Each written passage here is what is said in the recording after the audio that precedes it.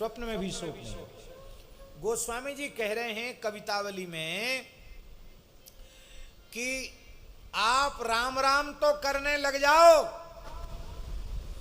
तो प्रारब्ध के अनुसार जो आपके जीवन में शोक आ रहा है उस शोक को शोक हो जाएगा। आप समझे हमारी बात? नहीं समझे?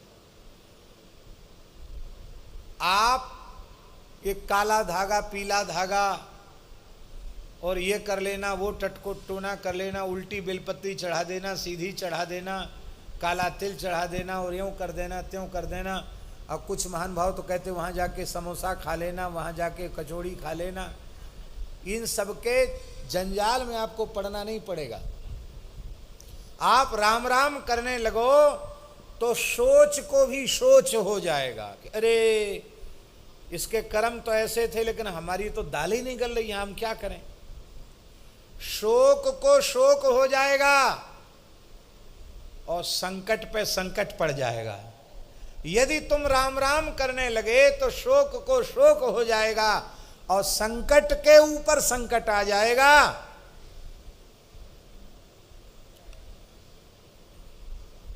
और क्या होगा? जरत प्रभाव नाम ललित ललाम को सोच संकटनि सोच, सोच और संकटों को सोच हो जाएगा, उन पर संकट पड़ जाएगा। संकट परत जर जरत प्रभाव नाम ललित ललाम को, नाम का ललित प्रभाव ऐसा है कि जो दहन कर्मा अग्नि है वो भी चंदन के जैसी शीतल हो जाएगी और डूबती हुई तुम्हारी नौका, भव मझधार में, भव सिंधु में डूबती हुई तुम्हारी नौका वो उछर जाएगी और उछर ही नहीं जाएगी, किनारे लग जाएगी। किनारा कौन है? श्री नित्य गोलोक, श्री नित्य वैकुंठ, श्री नित्य साकेत, यही किनारा है। श्रीधाम वृंदावन यही किनारा है। वहां तुम्हारी नौका लग जाएगी, तुम्हारी सारी बात समझ जाएगी, तुम्हारी बिगड़ी एक पल में बन जाएगी। बस तुम ईमानदारी से, अनन्य निष्ठा से, समर्पित भाव से केवल और केवल नाम का आश्रय लो।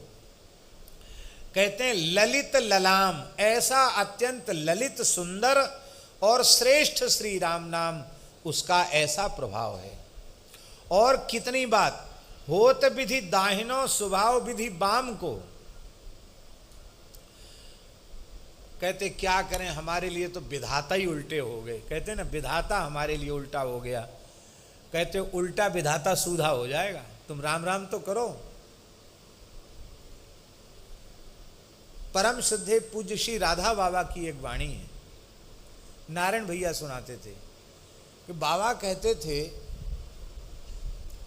कि जो भगवत शरणागत होकर नाम का आश्रय लेते हैं, पूज्य श्री राधा बाबा के वचन है, भगवत शरणापन्न होकर जो नाम का आश्रय लेते हैं उनके अनुकूल तो अनुकूल प्रारब्ध है ही, अनुकूल प्रारब्ध उनके परम अनुकूल हो जाता, क्योंकि अनुकूलता में उनका भजन बढ़ता है। और उनके जीवन में आई हुई प्रारब्ध कर्म के अनुसार जो प्रतिकूलता आई है वो प्रतिकूलता भी प्रतिकूलता नहीं रहती, वो भी अनुकूलता बन जाती है। अनुकूल तो अनुकूल है, ये प्रतिकूल भी अनुकूल हो जाता है। और जो भगवान से विमुख है, नामाश्रयी नहीं है, उसके लिए प्रतिकूल तो प्रतिकूल है ही। उसके जीवन में उसके पूर्वकृत पुण्यों के परिणाम स्वरूप जो अनुकूलता आई है वही अनुकूलता उसके जीवन के विनाश का कारण बन जाती है। वो अनुकूलता भी उसके लिए प्रतिकूलता साबित हो जाती। जैसे हम उदाहरण दें, खूब रुपया पैसा और घोड़ा गाड़ी मकान दुकान सब खूब हो गया, ओ लाखों करोड़ों का कोई हिसाब किताब नहीं रह गया। ओ जहाँ जहाँ दुनिया में तहाँ व्यापारिक प्रतिष्ठान हो गए, इतनी जगह हैं कि सेठ जी देख भी नहीं पाते, वहाँ जीवन में जा भी नहीं पाते, इतना हो गया।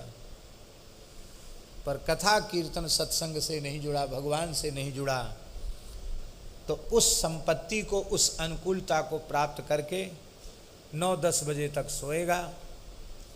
जो नहीं करना चाहिए वो सब करेगा, जो नहीं खाना चाहिए वो खाएगा, जो नहीं पीना चाहिएगा वो पिएगा, जो नहीं देखना चाहिए वो देखेगा, जो नहीं बोलना चाहिए वो बोलेगा। तो अब इस सब के करने से क्या होगा, उसकी यह भाग्य की अनुकूलता ही उसको नरकों में ले जाएगी। और भगवान के भक्त के अनुकूल परिस्थिति आ गई तो बोले खूब भंडारा करो, खूब साधु सेवा करो, खूब कथा कीर्तन कराओ, खूब यज्ञ कराओ, खूब गौशाला बनाओ, खूब चारा दो गौशालाओं में। अब ठाकुर जी ने खूब दिया है करने के लिए, तो खूब खुले हाथ करो। तो भजन बढ़ा कि नहीं बढ़ा, पुण्य बढ़ा कि नहीं बढ़ा। उत्तम उपयोग उसने अनुकूल परिस्थिति में किया। अब प्रतिकूलता आई तो एक साथ व्यापार में घाटा हो गया, नौकरी से निकाल दिया, घर में झगड़ा हो गया, और सब तरह से आफत ही आफत आ गई। वो किसी रेल की पटरी पे जाके नहीं सोएगा, वो किसी नदी तालाब में कूद के आत्महत्या नहीं करेगा, वो सब छोड़ के कहेगा भैया सब देख लिया, भगवान ने बड़ी दया की, अब चल वृंदावन धाम, रटेंगे राधा राधा नाम, ओढ़ के कामरकारी और जपेंगे कुंज बिहारी। बस बोले चल। अब प्रतिकूलता आई, सब छोड़ के वृंदावन आ गए, यहाँ खूब भजन करने लग गए। तो अब बताओ, अब भजन करने लगे तो वो प्रतिकूलता क्या बुरी हुई, बोलो है? आई तो प्रतिकूलता, सब छूट गया, बिछो हो गया, आके सेवा करने लग गए, कथा कीर्तन में आ गए, धामवास मिल गया। तो हानि हुई कि लाभ, क्या हुआ? लाभ हुआ। प्रतिकूलता भी अनुकूलता। यहां ज्ञान गुदरी में एक आचार्य जी थे, बहुत अच्छे ज्योतिष के विद्वान थे। पूज्य पंडित जी से भी उनका बहुत प्रेम था, अब पूज्य गुरुदेव भक्तमाली जी से भी उनका बड़ा प्रेम था। और पूज्य बक्सर वाले मामा जी तो जब भी आते थे, तो जब अपने पंडित जी के उत्सव में आते तो उधर से कुटिया आते समय उन पंडित जी को, आज आपको ध्यान होगा, इधर जो उड़िया बाबा का जो स्थान है उसके इधर इस तरफ सामने तरफ उनका स्थान था, वहाँ वो रहते थे। बहुत अच्छे विद्वान थे, श्री रामानुज संप्रदाय के थे आचार्य जी। मामा जी भी उनको प्रणाम करते थे, बहुत आदर करते थे। हम भी कभी कभी जाते थे उनके पास, जब समय होता तो घूमते हुए चले गए। बहुत मधुर संस्कृत बोलते थे वो, माने बहुत सरल और बड़ी मीठी। बस उनको ये पता चल जाए कि ये संस्कृत समझता है तो उसे हिंदी नहीं बोलते, उससे संस्कृत बोलते। वो भले ही हिंदी में बोले पर वो संस्कृत बोलते, और बाकी तो अपने सामान्य भाषा बोलते थे, बोलचाल की भाषा बोलते थे। तो हम कभी कभी जाते थे। एक बार हमसे बोले कि आप अपना जन्म का समय हमको बताओ। हमने कहा हमें तो पता नहीं है। बोले पता करके बताओ। तो हमने पता करवाया और उनको बताया। तो उन्होंने, ज्योतिष के विद्वान थे वो, और भी कई विषयों के विद्वान थे, उन्होंने देखा, अरे बोले आपको तो ये होने वाला है, जो घटना घटनी थी वो सब पहले ही बता दी उन्होंने, ये होने वाला है। अभी तो आप विद्यार्थी हैं, लेकिन ये समय आते आते, समय भी बताया उन्होंने, ये आते आते आप सन्यासी हो जाएंगे, साधु हो जाएंगे आप। अच्छा और क्या? बोले एक मठ के महंत हो जाएंगे। हमने कहा हम तो सपने में भी नहीं सोचते। बोले आपके सोचने से क्या है, आपके योग लिखा है, आपको आध्यात्मिक जगत का कोई पद मिलेगा। फिर बोले कि फिर ये बृहस्पति की दशा पूरी होते होते हो जाए, इसके बाद शनि की दशा शुरू होगी, ये कुछ उठा पटक करेंगे शनि महाराज। तो आप जिस स्थान पर रहेंगे उस स्थान को छोड़ के आपको भागना पड़ेगा। तो वैसे बहुत अच्छी है ऐसी, बोले हमने ऐसे ग्रह योग हमने देखे नहीं हैं, बहुत विलक्षण योग हैं आपके, बहुत अच्छा है, कोई घबराने की बात नहीं। पर थोड़ा शनि मंत्र का यदि जप कर लें, वैदिक मंत्र का, तो उसकी संख्या में तो अच्छा रहेगा। तो हमने महाराज जी से पूछा, भक्तमाली जी से, महाराज जी ऐसा ऐसा आचार्य जी कह रहे थे। बोले देखो पंडित जी, ज्योतिषियों की के पत्रा में सब ग्रह नक्षत्र भरे हुए हैं। राहु केतु शुक्र शनि, किसी न किसी की दशा तो होती ही है, चलती ही है। उनसे पूछोगे तो वो कुछ ना कुछ बताएंगे, राहु की दशा खराब है, केतु की दशा खराब है। अच्छा है, हमने कहा, हमने पूछा नहीं, उन्होंने अपनी तरफ से ऐसे ऐसे बताया, बहुत अच्छा है। तो हमने कहा महाराज जी आप बताएं क्या गया है। तो महाराज जी ऐसे ही सहज भाव से बोले, अरे बोले अब शनि के मंत्र का जप करें, फिर राहु के मंत्र का जप करें, फिर केतु के मंत्र का जप करें, जो अच्छा होगा या बुरा होगा वो जो भगवान चाहेंगे सो हो जाएगा, चाहे बुरा हो भला हो। अब राम राम छोड़ के 10 तरह के मंत्र कौन जपे, ये कहा उन्होंने। ये नहीं कहा कि तुम जपो या मत जपो, ये कहा राम राम छोड़ के 10 तरह के मंत्र कौन जपे, अच्छा होगा सो अच्छा ही होगा, बुरा होगा सो भी अच्छा ही होगा। इसमें काहे किस बात की घबराहट करना, राम राम करना। कितने मंत्रों का जप करोगे। और स्वाभाविक बात थी, हम पढ़ते भी थे और उतना समय नहीं था, कितने मंत्रों का जप करते हो। हमारा उत्साह ठंडा पड़ गया, हमने नहीं किया। अब उस समय हमने लिख लिया था कि हमको भागना पड़ेगा। वो बताते ये समय हो सकता है, इस महीने में इन तिथियों में आप भाग सकते हैं। तो हमारे मन में भी जिज्ञासा थी कि देखें पंडित जी का ज्योतिष। ठीक वही समय आया और मेरे मन में ऐसा तीव्र वैराग्य जगा। वैराग्य तो न पहले था ना अब, लेकिन उस समय ऐसा जगा भीतर से, थोड़ी सी अशांति आई। मैंने कहा क्या जंजाल में पड़ गए। अब एक झटके में निश्चय कर लिया कि अब हमको जाना है छोड़ के, और अब ऐसी रहनी से रहना है कि दुनिया हमको पागल समझे। यमुना जी के किनारे किनारे चलेंगे, राम राम भगवान नाम लेंगे और दूसरा कोई शब्द ही नहीं बोलेंगे, किसी के द्वार पर हाथ नहीं पसारेंगे। भगवान की इच्छा से कुछ पेट भरने को मिल गया तो ठीक है, नहीं मिले तो भी ठीक है। यमुना जी तो हैं, यहाँ भी नहीं रहना, वृंदावन में भी नहीं रहना, यहाँ तो प्रपंच रहेगा। आगे चलेंगे जहाँ तक जमुना जी के किनारे। ये मन था कि जमुना जी का किनारा नहीं छोड़ेंगे, जमुना जी किनारे रहेंगे। अब महाराज जी से अनुमति कैसे मिले, पहाड़ी बाबा महाराज से, गुरु जी से। तो मंदिर में पूजा हम ही करते थे, हमको तो पक्का हो गया था निकलना है, हमको महंती वहंती सब छोड़ना है। तो महाराज जी के यहाँ सब काम उनसे पूछ के होता था, अपने मन से आप कुछ नहीं कर सकते, चाहे रोज वही काम करना है। हमने कहा महाराज जी आरती की आज्ञा। क्या आज्ञा है महाराज जी। आरती का समय था तो समझते तो पूजा करता है। अरे बोले बार बार क्या पूछना, जाओ जाओ। हमने कहा अरे 2 बार कह दिया जाओ जाओ, हो गई आज्ञा। अब हम ऐसी एक तौलिया लगाए खड़े थे, गर्मी का समय था, ऊपर भी कोई कपड़ा नहीं था, एक ही कॉपीन थी, कुछ नहीं। ना कक्ष में गए, ना कोई माला झोली उठाई, ना पुस्तक उठाई, ना जूता चप्पल पहना, एक कौड़ी फूटी, सीधे तीव्र गति से यमुना जी के किनारे चले गए।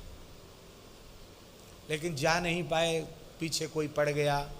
और फिर अंत में यहाँ से पैदल पैदल भाग रहे थे, जा रहे थे, एक सज्जन मिले, ज़बरदस्ती उन्होंने गाड़ी में बिठा लिया और बोले आप कहाँ जा रहे हो। तो दिल्ली से आपको कहीं टिकट करा देंगे। हमने सोचा बनारस में यहाँ के लोग कम जाते, बनारस चले जाएंगे, एक बार तो बनारस चले जाएंगे। कुछ नहीं, न एक पैसा पास में, न दूसरी लंगोटी नहीं, केवल एक साफी थी, बस वही पहने थे। दिल्ली में जहाँ पहुँचे वहाँ अचला लंगोटी कपड़ा सब नया आ गया। और उन्होंने कहा महाराज इतने जल्दी टिकट तो बनेगा नहीं, कुछ दिन आप कुछ कथा सुना दो। हमने की कथा क्या सुना मैं। तो भक्तमाल जी की मूल पोथी उनके घर में थी। बोले करमेती बाई का चरित्र हम सुना देंगे। करमेती बाई का चरित्र सुनाने लगे। टिकट लेके आए तो विश्वनाथ जी का टिकट ना लाके अमरनाथ का टिकट लेके आए।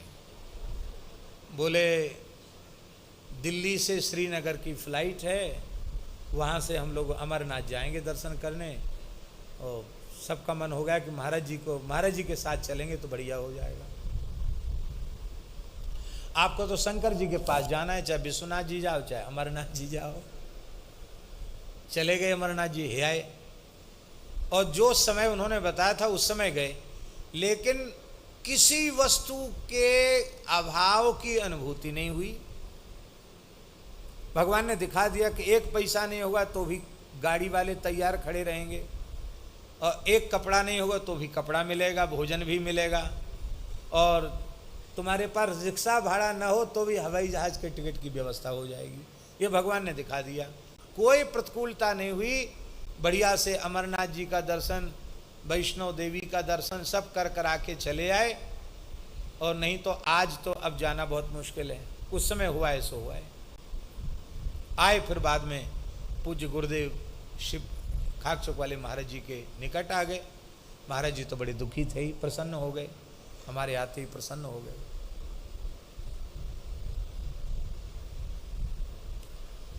स्वप्न में आकर महाराज जी बोले, बहुत भटक लिया, आजा, सब जगह हो आया, आजा, मैं वृद्ध हूं, आजा, ऐसे कहा उन्होंने स्वप्न में।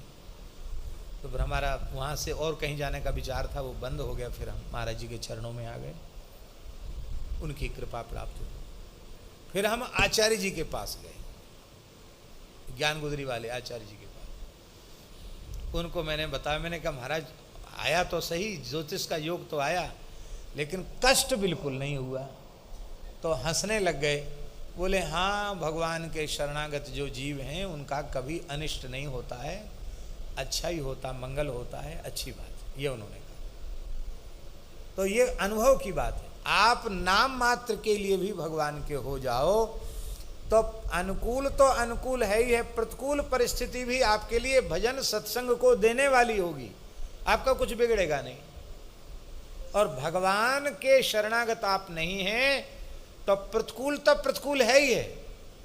आत्महत्या कर लेते हैं लोग प्रतिकूलता में, कहां क्या क्या नहीं कर लेते हैं। ज्यादा प्रतिकूलता आती तो और अधिक दुर्व्यसनी हो जाते हैं। ऐसा होता कि नहीं होता? दिमाग तो भजन में लगना नहीं है तो ऊट पटांग कामों में लग जाते हैं। इसलिए भैया नाम का आश्रय लो। गोस्वामी जी कहते हैं कि जो वाम विधाता है वो भी नाम का आश्रय लेने से दाहिना हो जाएगा, और जो अभाग है, भागत अभाग, तुम्हारा दुर्भाग्य तुम्हें छोड़ के भाग जाएगा। और अनुरागत विराग भाग, जागत आलसी तुलसी हु से निकाम को कहते महाराज अभाग्य भाग जाता है और कैसा हो जाता है, अनुरागत विराग, वैराग्य से प्रेम करने लगता है। और कहते दूसरी जगह खोजने कहाँ जाओगे, तुलसी जैसे निकम्मे आलसी का भाग्य कितना जग गया। हमको देख लो, हमारे जीवन को देख लो। शत्रु सेना भी रक्षक बन जाती है, हितकारी बन जाते हैं। धारी धारी फिरके गुहारी हितकारी होत। जो शत्रु है, जो जानी दुश्मन होते थे, वे तुम्हारे प्राणों की रक्षा करने वाले हो जाएंगे यदि तुमने राम नाम का आश्रय लिया तो। और आई मीच मिटत जपत राम नाम को, राम नाम के जप से आई हुई मृत्यु भी मिट जाएगी, आई हुई मृत्यु चली जाएगी। होशियारपुर पंजाब में है, वहां के एक बहुत बड़े विद्वान महापुरुष थे, पूज्य पंडित श्री अमृतानंद भृगु शास्त्री। भृगु संहिता के बहुत बड़े विद्वान थे। उन्होंने अपने भृगु का विचार किया और अपनी मृत्यु का निश्चय कर दिया कि अमुक समय मेरी मृत्यु हो जाएगी। बहुत से संतों को बुलाया और कहा बस अब आप तो आशीर्वाद दो कि हमारा परलोक सुधर जाए। हमारे पूज्य गुरुदेव भक्तमाली जी के गुरु भाई काका गुरु परम पूज्य श्री करुणानिधान वाले महाराज जी, परम पूज्य श्री रामदास जी महाराज, वो भी उस जमात में थे। उन्होंने कहा पंडित जी भृगु संहिता की बात तो झूठी नहीं है, पर राम नाम की इतनी महिमा है कि मृत्यु टल जाएगी और आयु बढ़ जाएगी। पंडित जी बोले ये बात बाबा आपकी हमारी समझ में नहीं आई। हमने आज तक जो कहा है सोचा है वो एकदम पत्थर की लकीर है, वज्र की लकीर है। राम राम करके, अच्छा ठीक है तो आप बताओ हमारी कैसे उम्र बढ़ेगी? बोले सब ज्योतिष का काम छोड़ो, आप राम राम करो। उन्होंने समय बता दिया था, इतने समय में हम चले जाएंगे। और संतों की जमात गई थी मानस जी का पाठ करने, वो तो लौट आए। करुणाधान वाले महाराज जी रुक गए और एक कक्ष उनको मिल गया, आप आराम से वहां रहते, अपने प्रेम से बनाते पाते भजन करते। पंडित जी ने भी ज्योतिष का काम छोड़ के राम राम करना शुरू कर दिया। सत्य घटना सुना रहे हैं आपको। और जो उन्होंने भृगु संहिता के अनुसार मृत्यु का समय आया था, उसमें वो थोड़े अस्वस्थ हुए और लगा कि बस ये गए, और ऐसा कहो कि वो आई हुई मृत्यु लौट गई और वे फिर ठीक हो गए। महाराज जी वहीं थे, करुणादान वाले महाराज जी वहीं थे। अरे पंडित जी नाटक मत करो मरने का, बैठ जाओ। बैठ गए, उठ के ठीक हो गए। इसके बाद तो वो पूज्य करुणाधान वाले महाराज जी के चरणों में ऐसे समर्पित हुए, बोले अब आपने नया जीवन राम नाम ने दिया है, अब राम राम करेंगे। इस घटना के कम से कम हमें पता नहीं, लेकिन कम से कम 10 वर्ष तक वो जीवित रहे। कितने वर्ष? और जब भगवत धाम गए तो ऐसे गए कि जैसे कोई गाजे बाजे से जाता है। स्नान करके सुंदर श्वेत धुला हुआ वस्त्र पहन के, चंदन लगा के, भगवान की प्रसादी माला पहन करके, रसगुल्ला का भोग लगाया ठाकुर जी, रसगुल्ला खा करके बोले अब हमारा काम पूरा हो गया, राम राम राम राम ऐसे बोले पधार गए। नाम लेते हुए पधारे। उनकी गृहिणी पूज्या माता जी श्री स्नेहलता भृगु शास्त्री जी आज भी विराजमान हैं। हमारे प्रति बड़ा वात्सल्य भाव है उनका, और वे माता जी संत माता ही हैं। भारतवर्ष के बड़े बड़े संत उनको माता के जैसा आदर ही देते हैं। वस्तुतः वो माता है, बहुत भजन करती हैं, वो भी खूब नाम जप करती हैं, बहुत दिव्य माता जी। तो आई मीच मिटत जपत राम नाम को, तुलसीदासी महाराज कह रहे हैं आई हुई मृत्यु भी राम नाम के प्रभाव से मिट जाती है। कितने ऐसे साधक मिलेंगे जिनके हस्तरेखा के अनुसार, जिनके जन्मांग के अनुसार उनकी आयु समाप्त है, अब फिर भी जी रहे हैं। कैसे जी रहे हैं? बोले राम नाम की कृपा से जी रहे हैं, संत सदगुरु की कृपा से जी रहे हैं। बोलो वृंदावन बिहारी लाल की। पिताजी अपनी ओर इशारा कर रहे हैं। इनकी भी ज्योतिष के अनुसार तो ऐसे ही है, ज्योतिष के अनुसार तो अब तक विराजमान नहीं रहना चाहिए, लेकिन राम नाम की महिमा से, गुरुजनों की कृपा से हम सबको उनका मंगलमय दर्शन हो रहा है।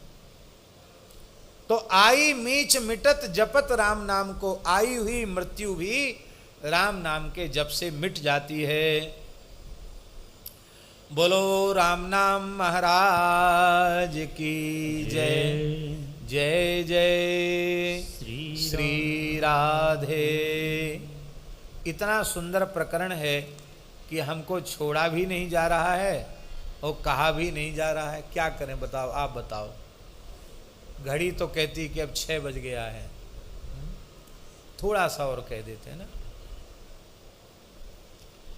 आंधरो अधम जड़ जांजरो जरा जवन,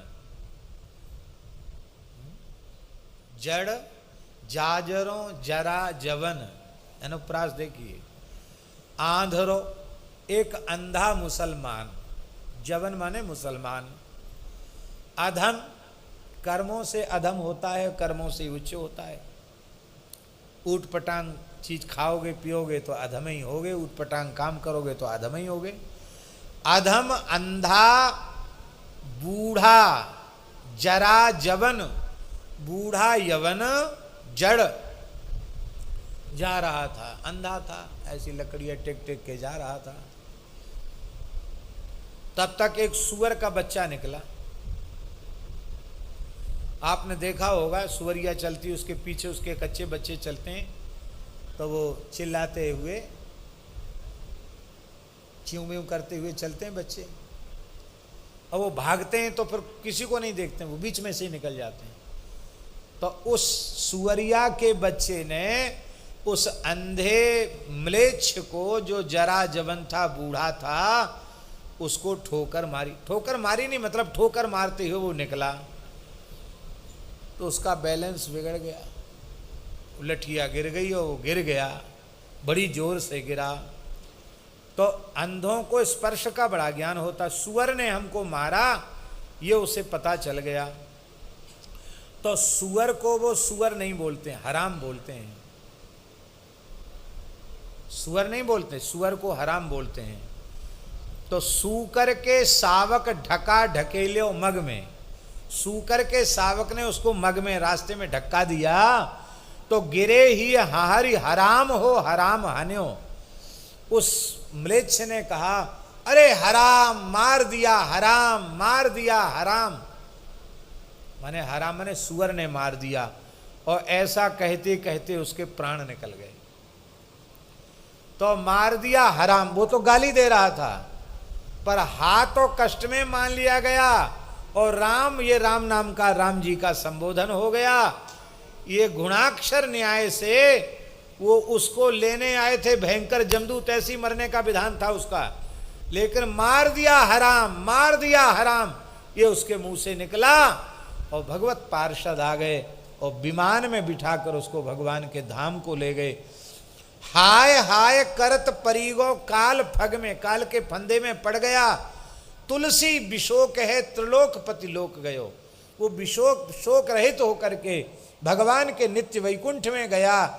नाम के प्रताप बात विदित है जग में, नाम के प्रताप से वो भी भगवान के धाम को चला गया। अब अंतिम बात कह रहे हैं, क्या कह रहे हैं? सोई राम नाम जो स्नेह सो जपत जन, सोई राम नाम जो स्नेह सो जपत जन, ताकि महिमा क्यों कही है जात अब,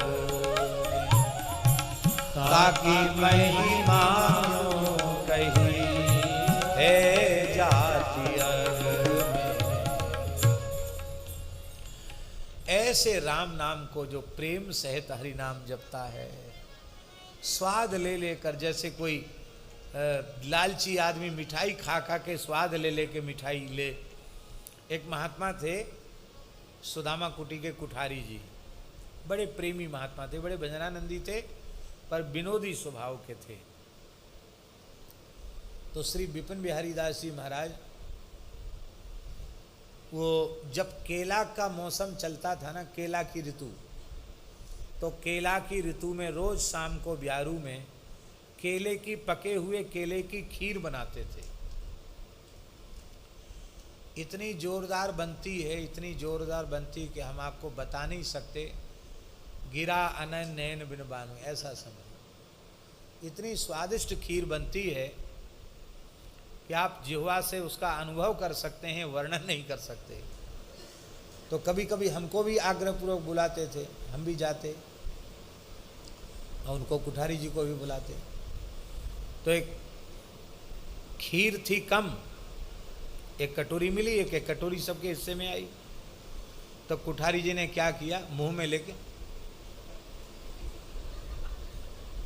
बहुत देर हो गई, तो उन्होंने कहा क्या हो गया, भीतर क्यों नहीं जाना, ना बाहर ना भीतर, क्या बात?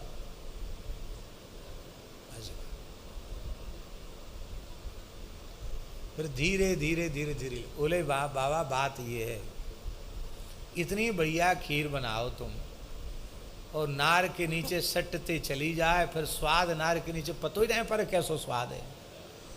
तो मोहड़े में भर के स्वाद ले रहे हो, धीरे धीरे नार के नीचे ले जा रहे हो। जैसे अभी तो लौकिक एक दृष्टांत है अमरस का या दूध की खीर का। सच्ची बात यह है, श्री हरिनाम से मीठा और क्या हो सकता है? इससे अधिक मीठा कोई हो सकता है? दूसरा मीठा खाओगे तो मीठा खाना बंद हो जाएगा। और ये मीठा चाहे जितना खाए चले जाओ, बंद होने वाला नहीं है। और मीठा से तो रोग बढ़ेगा, और इस मीठे से भवरोग का भी शमन हो जाएगा। हरि नाम सबसे अधिक मीठा, मधुराति मधुर, सुमिष्टाति सुमिष्ट हरि नाम है। पर इसकी मिठास का स्वाद मिल जाए। महाप्रभु जी ने क्या कहा? चेतो दर्पण मार्जनम भव महादावाग्नि निर्वापणम श्रेयः कैरव चंद्रिका वितरणम विद्यावधू जीवनम आनंदाम्बुधिवर्धनम। और कैसा है? प्रतिपदम पूर्णामृतास्वादनम, प्रतिपदम पूर्णामृतास्वादनम। प्रतिपदम, प्रत्येक मात्रा, प्रत्येक अक्षर पर परिपूर्ण अमृत का स्वाद देने वाला है। सर्वात्म स्नपनम परम विजयते श्री कृष्ण संकीर्तनम। इसलिए प्रातःकाल उठते ही जिह्वा को सावधान करना चाहिए। हे जिह्वे रससारज्ञे सर्वदा मधुर प्रिय नारायणाख्य पीयूषम पिब जिह्वे निरंतरम। अरे जिह्वा, तू रस के सार तत्व को समझती है। आज मैं तुझे रस का सार तत्व बतला रहा हूं। श्री नारायण नाम से अधिक मधुर मीठा और कुछ भी नहीं है। अरे जिह्वा, तू हरि नाम का मधुर अमृत पी, राम नाम, कृष्ण नाम, नारायण नाम का अमृत पी। यही सबसे श्रेष्ठ है। बोलो भक्तवत्सल भगवान की जय।